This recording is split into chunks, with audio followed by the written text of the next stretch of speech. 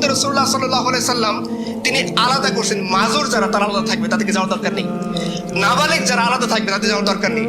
এই মুহূর্তে রাসূলুল্লাহ সাল্লাল্লাহু আলাইহি সাল্লামের কাছে একজন বয়োবৃদ্ধ সাহাবী আসলেন, পা খোঁড়া।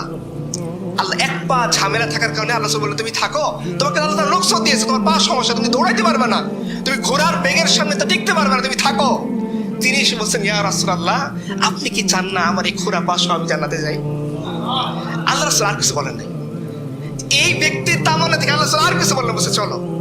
বয়োবৃদ্ধ সাহেব এসে বলছে, ইয়া রাসূলুল্লাহ, কি তুমি তো বয়স্ক, 90+ বছর বয়স, তুমি ঘোড়ার সামনে গিয়ে অস্ত্রের সামনে গিয়ে কি করবা? তোমাকে আল্লাহ রুখসত দিয়েছেন, বাসায় চলে যাও।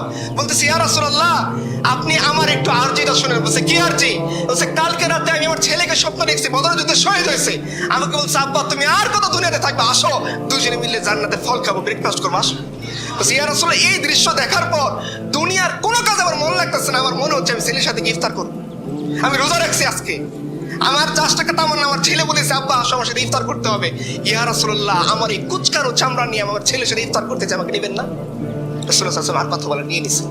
এই যে দেখেন একটা জেনারেশন দাঁড়ায় আছে। আপনি যুবকদের কুরবানি সবাই জানেন, আমি বুড়োদের কুরবানির কথা বললাম, আমি খোঁড়া মানুষের কুরবানির কথা বললাম।